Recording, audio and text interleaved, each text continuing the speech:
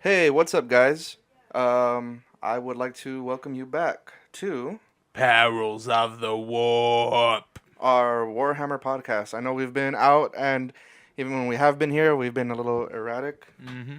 We're gonna try to get back on schedule, but for now, sorry. What else you want me to say? We fucked up. I'm sorry. Yeah, it happens. Um, so we have a few things for you today. Um, some stuff coming out. Some stuff that's coming out for pre-order. Roman's first Kill Teams games and what he thinks about it. We got some. We went ahead and bought all the starter decks for Champions, Mm-hmm. along with some booster packs. So let's just dive on in. Huh? All right. Where do you want to start? I actually um, I would like to read something for our audience. Mm-hmm. This is not an audiobook, so I'm not gonna be making awesome voices for you. I'm just gonna read it. Okay. I loved it. I loved it when I read it so much. It was, I. First off, you probably heard me say it before, whether on the podcast or maybe you're a member of Red Star, and I've said it while we were playing the game. Mm-hmm. I don't care for Primaris Marines. Uh, I think it goes too much to them trying to perfect the Emperor's design, Mm-hmm. which can't be perfected because the Emperor made it, right? You wouldn't fuck with something the Emperor made. You just wouldn't. Fair enough. Um, I know people are like, oh, but it's a true scale Marine now, yada, yada, yada. That's all right. If you really wanted a true scale Marine that badly, you could have just had a true scale Marine. You didn't have to, like, make it a fucking super Marine because it's already a super Marine. Yeah. Um, And besides, this game's not true scale. I mean, look at how big rhinos and land raiders are. Do you know how big a land raider would have to be for it to be true scale? Yeah. Like, we wouldn't fucking have any terrain. The land raider Yeah. would be so big. Even the terrain would be even larger than Yeah, what it is. way So. larger than what it is. It's just, it's impossible to have a true scale Warhammer 40k tabletop game. Yeah. Um, and so I think that reason was a little silly. Mm-hmm. But more than that, on the actual lore, Gilliman had all of the Primaris made with his Jin seed, Mm-hmm. and then spread out amongst the other chapters, and that just wouldn't happen, Yeah. in my opinion. Mm-hmm. Iron Hands wouldn't be like, "Hey guys, come on, bring your Gene Seed over here and have fun with us." Yeah. They wouldn't. Your Dark Angels, especially, would be suspicious. And that's the thing is that at first it was that, Mhm. and then they kind of retconned it with some additional kind of reading, where they were saying like, "Oh, we didn't give you the Gilliman seed. We're giving you the process in which to take your Primaris seed into the Primaris." Your Primarch seed into the Primaris. Primaris. And then you would be able to build within your legions, but he's basically saying like this is a new standard. We are going into the Imperium Secundus, which I think already started. So this is what is it, Imperium Imperialis, I think, or some shit like I'm that. not sure. But go ahead, go for it. He has But a bit of lore. yeah, this is right out of a book. This is from the story of Honor and Iron. Oh, okay. Um, so I'm gonna start reading now in my own voice. So don't expect anything fancy. He made the noise again as Helios made ready to execute him. It was an ugly sound, one that confused Helios as thoroughly as it enraged him. Why do you laugh? The heretic spat blood onto the ground. He looked up at Helios, his dull amber eyes alight with defiance and dark amusement. Thunder warriors, he hissed. What? The pallid flesh of the Iron Warrior's face twisted in an obscene grin. That is the name that may mean nothing to you. But we who built your Imperium remember their faces.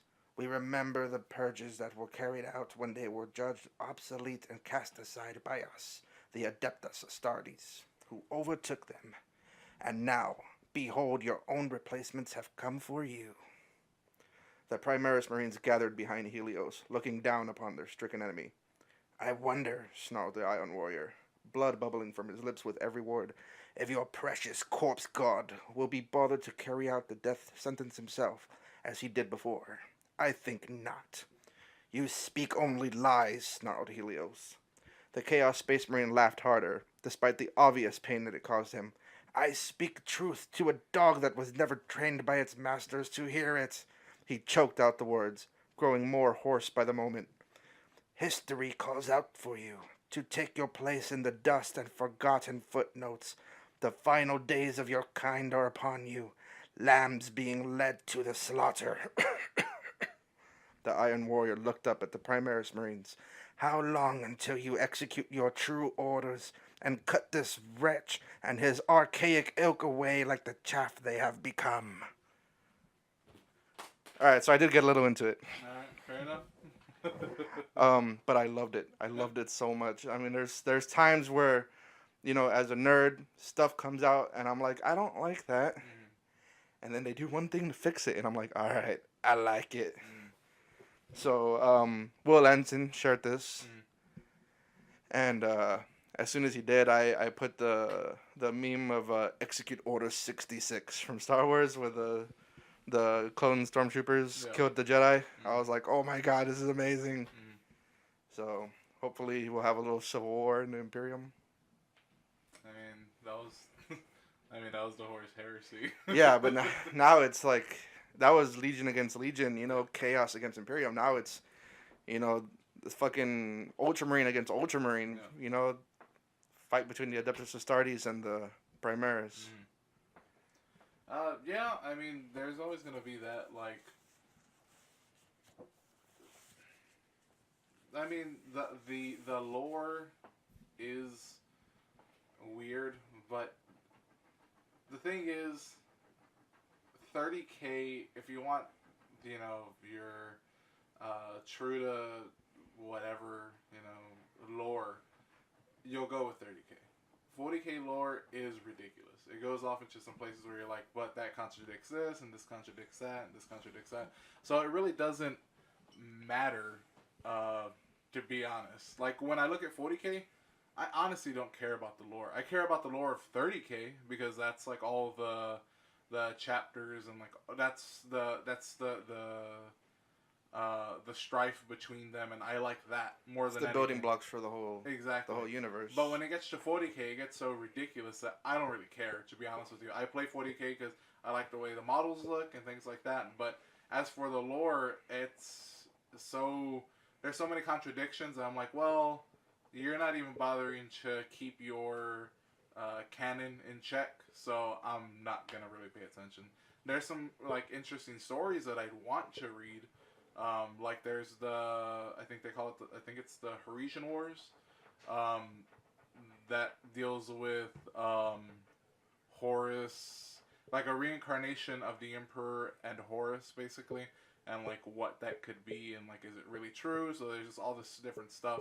That sounds cool.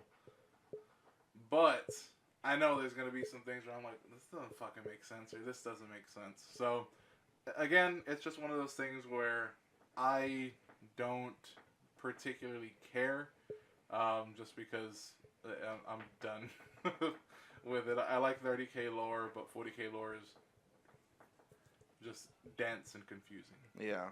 I mean, you know, reading the fluff out of your codex is fine, but actually trying to read the novellas is... Yeah. It takes a certain amount of, I don't know what you would even call it, like the ability to pull these things apart and kind of make sense of it yourself. Mm-hmm. Agreed. But, alright, it gives you a little more insight. I know that there is some more insight with the Fabius Bile. I think it's called the Clone Lord or something like that. Yeah. I think there's a lot more to do with Primaris in there. Yeah, well, basically Fabius was watching as a couple of units of Primaris Marines. Yeah. It took them like an hour to fuck up a whole fucking thing of Black Legion. Mm-hmm. And Fabius was like, interesting. I wonder if I can get my hands on some of these guys. Fair enough. Yeah, the 40K lore. I'm sure if you have anything to point me towards that's a little better, awesome. But I don't even know where to begin with 40K Yeah, lore I because mean, I don't. I'm still reading Horus Heresy. yeah. Which was the last one that I read? It was The one about the assassin leader, right? no, I'm past that. Actually, if you fill in some air right here, I'll Okay, check my so Audible. um, one thing that's coming out this weekend that I particularly am very excited for is the Knight Preceptor Canis Rex. Which the Knight Preceptor is an unnamed knight. So if you buy the Canis Rex box, you don't have to build Canis Rex. You can just build a Knight Preceptor. Yeah, Um, but you can build it. It's basically you can build all 5 versions of the knights of the regular knights, right? Because you can build the Preceptor by itself. You can build the I don't know if all versions come in this one box. I know all versions are pictured on it, yeah. but like I don't know if it gives you the top Mm-hmm. notch or the Gatling cannon. Mm-hmm. I don't know what's actually in this box. Okay. I do know that all knights are pictured on the side, but that could just be for aesthetic purposes. Yeah. True. True. So we have the start collecting Beast of Chaos. Which looked interesting. Yes. I saw on the Red Star page that X had kickstarted his Beast of Chaos, his Beastman of Chaos Mm-hmm. army, which honestly he's such a great painter that I am interested to see how it looks on the table. It's one of those that when I saw it, I was kind of like, okay, I know what they. I've heard of Beastmen, but now I'm just waiting for somebody to break down the lore. Because honestly, I love the AOS lore. I think they now have like uh, a strong base of where they want to go. Mm-hmm. Because at the beginning, the Stormcast are kind of just like shifty, and they didn't know what to do with the whole the new realms, the mortal realms. But now they have like they figured out like how it looks like in terms of mapping things out, and the lore has gotten better. I wish that something like Seraphim would get a battle tone update, not only for rules, but I know that they've solidified a little more of the lore, and I'd like to see that. Yeah, I mean, as far as rules go, Seraphim's a good army. Like, Yeah, it's a great army. they have been nerfed. Yeah. They were so good they got nerfed. In the But first yeah, I 2 mean, weeks. Fluff. An update on Fluff is always welcome. I mean, but speaking of Age of Sigmar, we got Underworld's Night Vault coming out. Yeah, yeah. I know you're particularly interested in that. Yeah, I like Shadespire. The only thing is, it's another game to play, Mm-hmm. and maybe I'll save this for later. But I've been in kind of a weird mood with wargaming in general. Just haven't had the drive that I did before. Just one of those little funks that I have to work myself out of. But yeah, the Shadespire stuff or the the Warhammer Underworlds, because this is Night Vault. It's interesting because now they're starting to do things like they have actual 3D terrain Mm-hmm. that you paint. You know, it's just a little box of terrain, and it signifies the hexes that are that you can't see through and things like that. They have them represented as the 3D printed instead of going through third party, because I know that there was a lot of third party for Shadespire.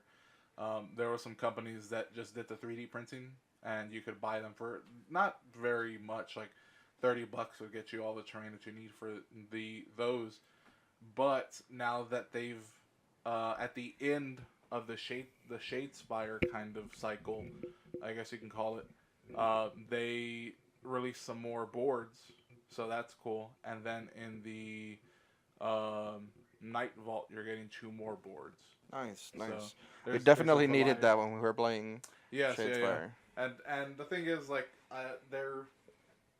I like the fact that it's a low barrier to entry. It's $60 and two people can play. Yeah. Like, no matter what.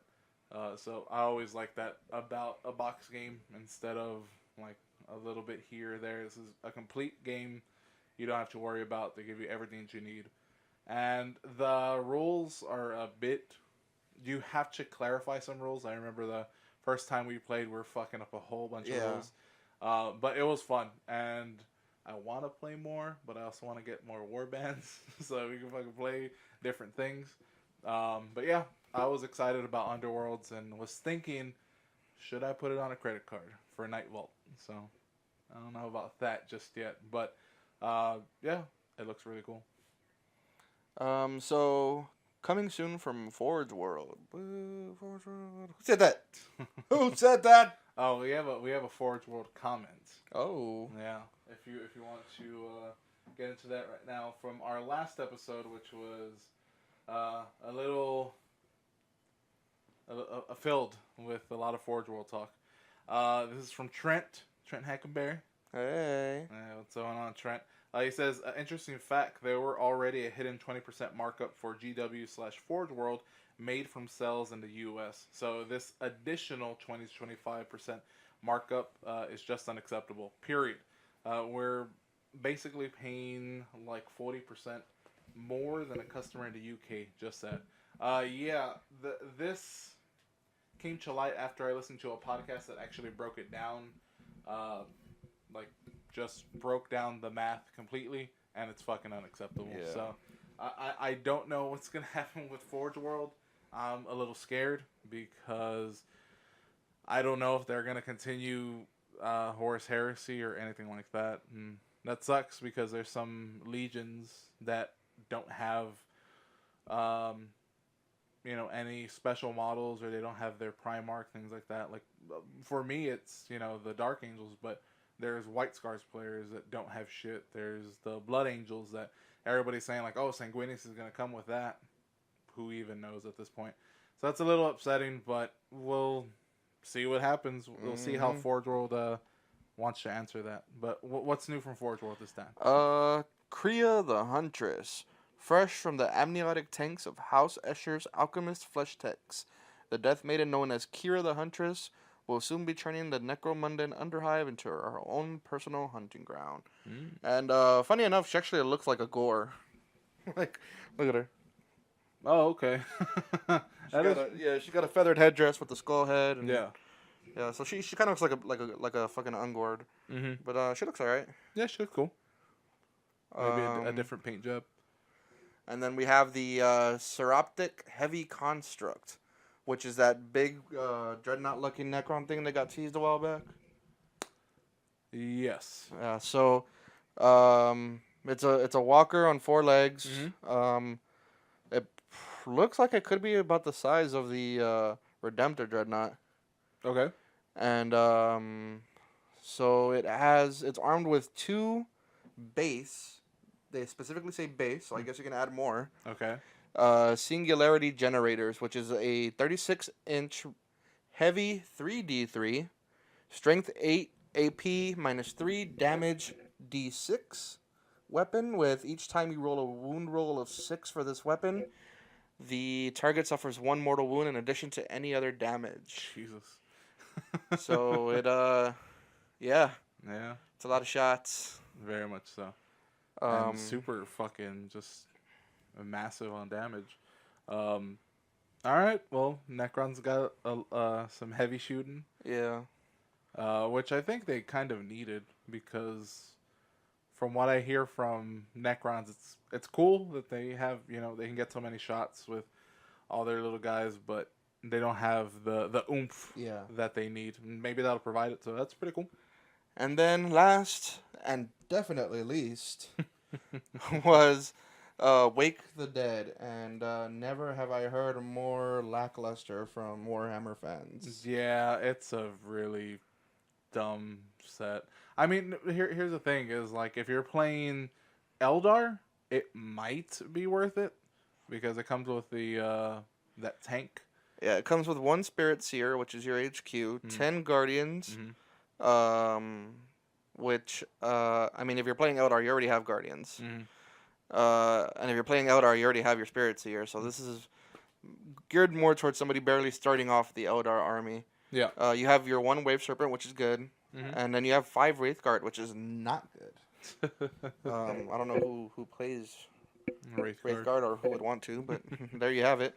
Yeah. And then on the Space Marine side, you basically have a copy and paste of Dark Imperium Mm. with a Primaris Lieutenant, 5 Primaris Intercessors, 5 Primaris Reavers, and which the Reavers is the only thing different. Yeah. Oh, well, new, not different. Mm. 3 Primaris Inceptors, which these are different in that they are armed with the Plasma version instead of the Okay. Heavy Bolter version. So, but I mean, really, it's a lackluster box all around, and if it's coming out, I'm assuming it's coming out at $150. These are both great starts to these specific armies. Yeah.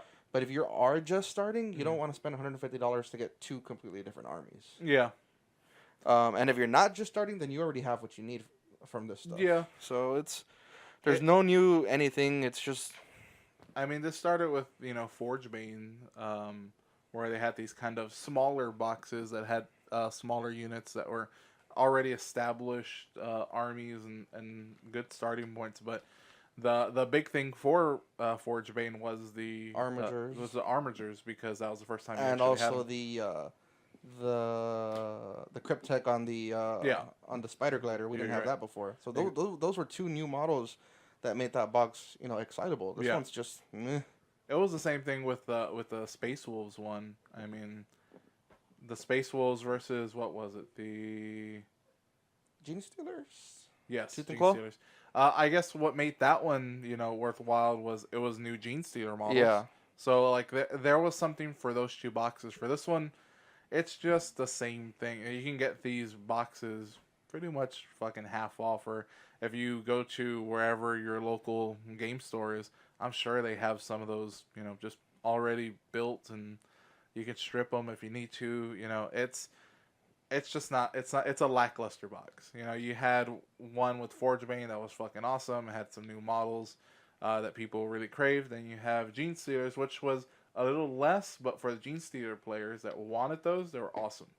And for this, it's just like, well, let's just put some shit together and let's call it, another name, and it's another battle on the 40K front somewhere. That's cool, I guess. But And it's Ultramarines versus Eldar. It's like, hey guys, remember when we helped you bring your Primarch back to life? Yeah, fuck you. I mean, if you were doing like the Forgebane was just robot fight, right? Just big old robot fight, and then you look at Tooth and Claw. You have Space Wolves. They were just getting their new codex. Some people want to jumpstart it. It's a good entry point there, right? And then you have Ultramarines, where it's just like, what happened to like all the other guys? Like even if it's the Ultramarines, even if it's those same models, if you said, hey, they're White Scars, or they're Iron Hands, or they're something, you could have gotten something else. You maybe could have gotten a little extra out of that. But it's literally just Marines. Like, there's nothing there. So that completes our list of coming out and upcoming. Yeah, it's it fizzled out at the end. Yeah, some exciting stuff towards the beginning, which really cool. Yeah, I led with my favorite stuff. Yeah, that's fine. Canis Rex, what's up?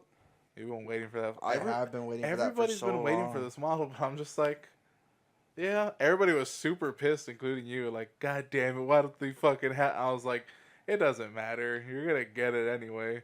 And it was going to be this year. Like, I doubt they would have ever fucking pushed it back to the beginning of next year. Like, there's this third-party company that makes alternate night stuff, like faces and stuff. And they have a frost gun for a Space Wolves Imperial Knight that looks very much like the last fucking cannon that's attached to fucking Canis Rex. And I was like, I could get that and just make my own Canis Rex. I don't gotta wait for them. I didn't, though. I didn't. Well, I told you about this a while back. Like, hey, start saving your money so you can get it, because I know you've been looking at it. So, that's it for news. Do you want to go into some hobby progress, or? I'm down for the hobby progress. All right. Who wants to go first? You want to rock, paper, scissors for it, or you just want to go? How about we just scissor for it? I guess I'll go first. As for me, like I said, in a bit of a funk, just where I couldn't. I'm finding it hard to even paint the stuff that I need to paint for the league, as well as for the stuff that I need to paint for John. I don't know what it is. It's just I'm not in the painting mood.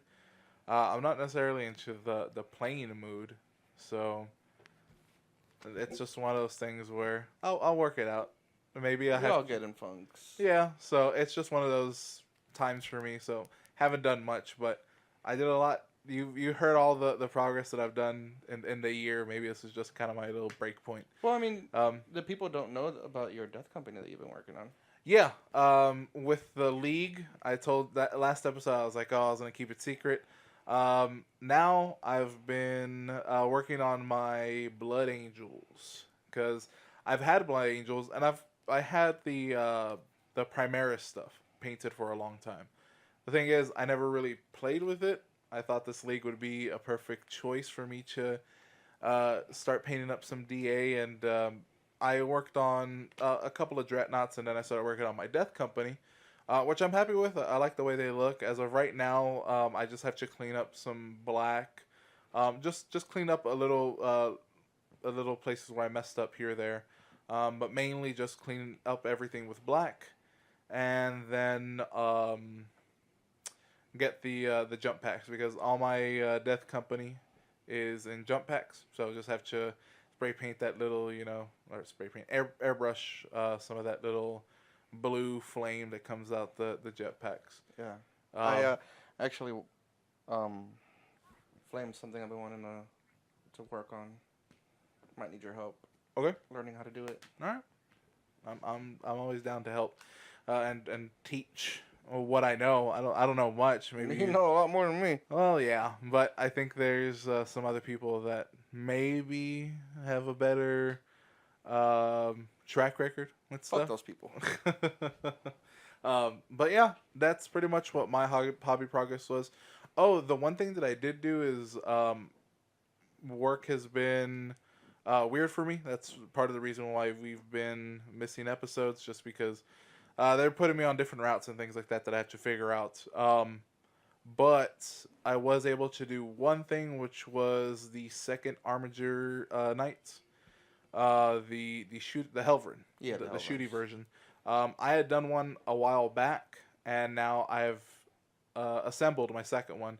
Now they just need to be magnetized, so I just got to get some magnets, which I'll probably stop by Grimdark because I know they have A big magnet selection. yeah, they now have a big magnet selection. Shout out to so, Grimdark yeah, it's quickly become the place to play, pretty much. in San Antonio. Yeah, in San Antonio, where we currently reside. But yeah, that's what I have to do. On top of what I have to do for John, which I've been saying forever that I have to do the Zangors and T-Suns and stuff like that. Yeah. So I'll eventually get to all of it. Just right now, kind of taking a break from painting and playing. What about you, John? Well, I've been playing several matches for the league. So, y'all know by now, if you've been listening, that I am not great at painting. Not that I'm not great at painting, because I'm not that either. But I'm not great at actually getting to painting. Mm-hmm. I have a lot of shit that's not painted. I have a lot of shit that's not built, Mm-hmm. and I keep buying shit. But Mm-hmm. I just built my Dominus, not the Dominus, the Valiant. I just built my Valiant. Okay. He's all built up. The only thing I still got to do is magnetize the cannons and rockets to his shoulders, which I did one. I gotta get to the two. And I'm doing a shooting action for his harpoon. So I got some chain from a hobby store, and it's gonna be impaling a canoptic spider because I had a spare. Okay. So it's gonna look like the harpoon is already shot instead of just there on his arm ready to shoot. All right. So so I'm having fun doing that. I like doing little things like that. Yeah. As far as painting goes, I haven't done any. So fuck me, alright. I've been working on Tony's kill team, his orcs. Okay. I got 10 orcs built up. I need 10 Gretchen. Okay. So that's Fair my enough. progress. All right. That's good. I mean, Tony does, as admitted in the past, he's not much of a hobbyist and doesn't like doing that. So if you're doing that for him, that's cool. The paint jobs are easy. A lot of green, a lot of kind of dirty greens, which I could fucking help you with, easy peasy. Um, but is there anything else? That's it for hobby progress. All right. What about games played? I've been playing some kill teams, which I like. And I've played some regular 40K, the league. Right now we're at 750 points. And I'm playing my Katachan. So I have a battalion of Katachan with a... I forgot what it's called, but it's the one where you pay a command point to take just one thing. Okay. Auxiliary detachment. Mm-hmm. So I took Inquisitor Eisenhorn, and I left 25 points off of my list so I can do his demon host, which was cool as fuck. Do you have a demon host? Actually, I'm using a Warmer Hordes model. Okay. It looks just like a demon host except better. All right, fair enough. Yeah, the guy is like tortured and hanging, Mm-hmm. and chained and shit. Mm-hmm. So looks cool. Same thing. All right, cool. Yeah. Oh, speaking of Eisenhorn, that's one other thing that I did. I finally assembled my Eisenhorn. Oh, nice. It's So- a fun model to play with, man. Like his pistol's great. Mhm. His jacket's on fleek. He summons fucking demons Mhm. for the greater good. I know, bro. I don't know if my Dark Angel will like that. I think your Dark Angels are the right people to like it. Don't start this. Don't start this bullshit. But yeah, games played. Like I said, I haven't really played anything in that funk. So, what do you want? What do you want to talk about next, bro? I got nothing. You sure you don't want to talk a little AOS, a little card game that we've been dipping our toes Now that you mention it, in? we bought all 4 starter decks for Champions. Yeah. It's a pretty simple game. I keep calling it Gwent. I'm like, hey Roman, let's play Gwent. And I tell him that's not what Gwent is. It's 3 rows. It's Gwent's 3 rows. It's 3 rows, but it's very different in terms of like, okay, if you don't know Gwent, Gwent is a card game that was in the Witcher series video game. It was playable in the video game, in Witcher 3, but they then expanded it to its own game, and they've now expanded it to the mobile as well. So whether you play Android or Apple, you have the option to play Gwent. Gwent is basic. It is a lane card game, which you have 3 separate columns and rows.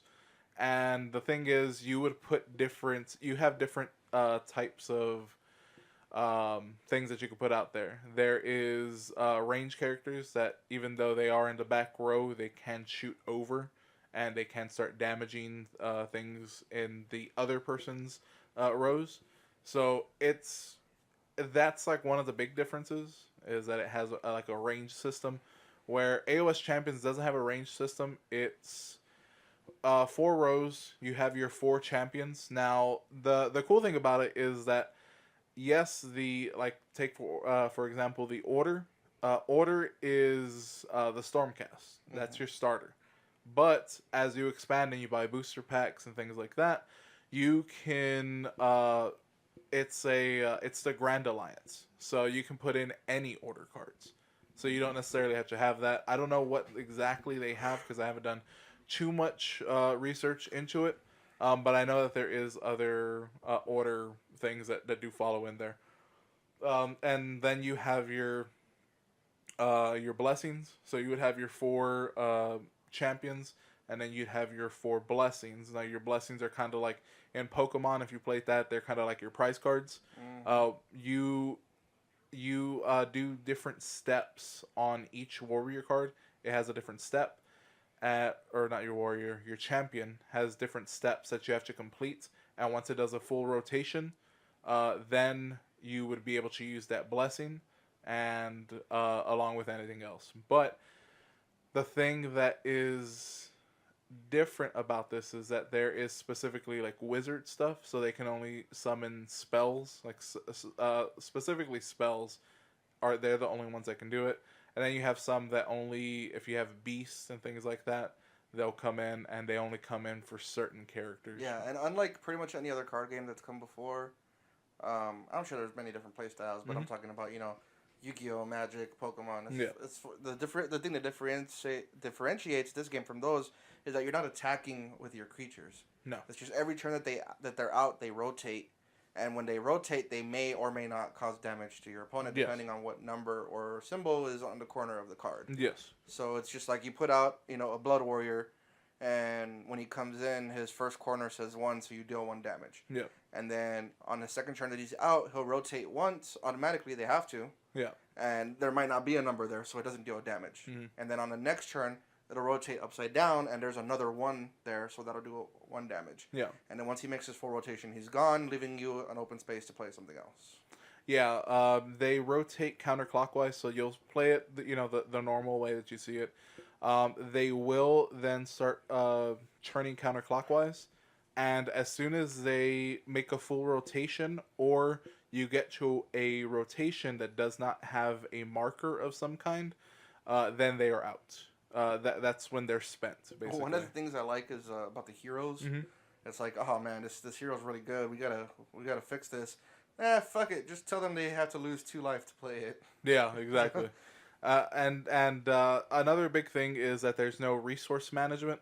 If you've played other games like Magic, Pokemon, Yu-Gi-Oh, there is nothing there's no mana system or energy system, things like that. Like just summon warriors of any kind.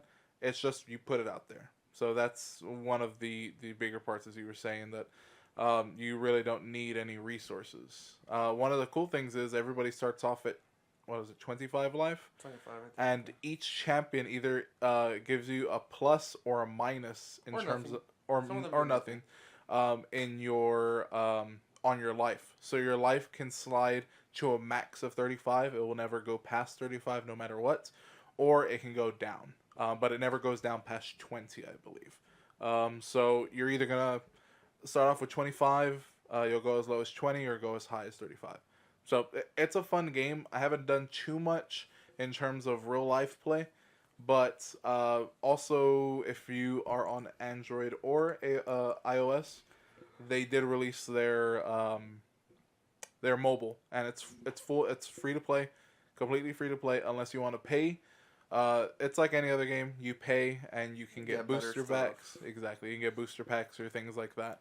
But one of the cool things that I like about the mobile game, if you there's missions. So there's daily missions that you can complete, and you get free stuff automatically. So that's just an incentive for you to log in every day and do one thing at least, so that you can get another booster pack or another avatar or something like that to represent yourself.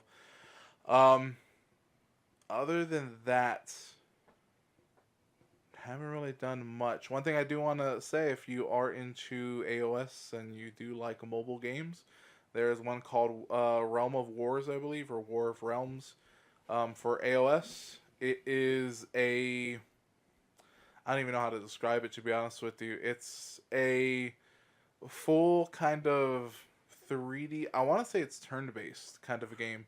But it has actual representation of characters. So you have your Skaven, and you have your Stormcast, and you have specific heroes as well. There you have like Vandus Hammerhand. You have I think you might have the Maggotkin or the Glotkin for Nurgle and stuff like that. But it is a full 3D game, so on your mobile device, and it's free as well. So something there if you're into video games like I am. And video games have been taking a lot of time instead of painting, just because it's easier for me to do that. It's almost like it's your destiny. Yeah, Destiny. If you've been listening to any of our other podcasts, like the City podcast, Destiny's been taking a lot of time. They had a brand new update and all that kind of stuff. But as far as Perils goes, it's been sporadic, and we're hoping to get back on a regular schedule. We just have to pick a recording day that works for us. Uh, they're doing some weird stuff, like I said, with my route, so it's making things a little bit difficult to pin down a time. Same thing for John. John is moving to another store, so I got a promotion. he I got- can buy more toys. exactly. But he congratulations, by the way. I don't know if I told you that. But he's doing that. So hopefully we can get this down a little more to a more regular as it was. And as for Mark, since the days are weird and he has weekends off and we don't always have weekends off, it's kind of hard for us to pin down Mark. But I know that when he does come in, he'll come in, and I know he's been working on some kill teams. He's working on his the Crimson Fist, I believe. So he's been working on those guys. He's been doing some progress. The Perils chat. One thing I had to pick a bone with you, John, is that I'm the only one that does like hobby progress updates on that Perils chat. Where's everybody else at? I know. Hey, I know that fucking cousin Matt has a good excuse. He's at school. He's learning. The number you have dialed has been temporarily disconnected. Bullshit. I see you read them. But yeah, I believe that's all the episode. I mean, it's a bit shorter just because we were woefully unprepared. Yeah, we were unprepared, and we thought we had to get this out. Sorry for being sorry for being us. yeah, sorry for being jackasses. But hopefully you do enjoy it. If you do enjoy it, we would like, if you're subscribed on iTunes, anything like that, you can go search up Grimworks on iTunes and give us a little 5-star review for this show or any of our other shows, like City or the Comic Corner. If you listen to us on YouTube, go ahead and comment below, just like Trent did earlier in this episode. He made sure to get that to us, and I'm sure this isn't the last that we'll talk about Forge World and their shady practices as of right now. But if you don't want to comment either one of those ways, go ahead and send us an email at citypod88@gmail.com. And in the subject line, just put 40K or just Wargaming, something that we know it's for this show. So something specific like that. Other than that, before we sign off, I just want to give a few shout outs. Shout out to the 3 people who listen. Word. Shout out to both Grimdarks and Alien Worlds Westlakes for donating to the prize support for my current league. Shout out to Jay Pena and the admins of Red Star Gaming for also donating to the league and being the great sexy guys that they are. We got Jay Pena, Will Lanson, David Villarreal, Pete Garby, and Alex. What is Alex's last name? His name is Meatstrosity. Fuck it. Yeah, I only really know him as Meatstrosity. Yeah. I didn't even know his name was Alex, to be honest with you. So sorry about that, man. I mean, his Facebook name is Meatstrosity. So. Exactly. And then when we did play on PSN, because he's a fighting game guy as well, when we played some Street Fighter V, probably about a year ago, his name is different there. So I was like, I don't know your real name, but sorry about that, Alex. Now I know your name. Now you'll be using it. So yeah, those are our Red Star admins. So shout out for also donating to the prize pool. Yep. Shout out to Roger X Lacosta for giving me a great discount. I don't know if I should tell everybody that. Y'all gotta pay full price, suckers. Yeah. For painting my brand new Caradron Overlords, which are gonna be taking over the tabletops of Age of Sigmar games everywhere. Pachoom, pachoom. Roger is a great painter and paints many armies at one time and gets them done in a great, timely manner. Yes. So if y'all ever need any armies painted up, and also if you ever need an army painted up, I know I have been trying to force Roman to try his hand at commission painting. Yeah. I think he's a lot better than he thinks he is, so Uh, but one of the things is just like the timely manner. That's one of the big things that I'll probably be talking to X shortly about. That is, how does he personally work through a funk? Because everybody does, and how he does it through commission paintings. Because it's a tough thing. Painting your stuff is, you pick it up when you want to, but when you have a job, it's a different mindset. And I want to pick his brain a little bit on that. So, Understandable. X, you can expect a few messages from me shortly if you listen to this. He or- does. He's one of our 3 listeners. All right, thanks X. But yeah, I'll have to pick his brain a little bit on that. I will say this on the 40K front, I might be a little burnt out. Forcing myself to do this,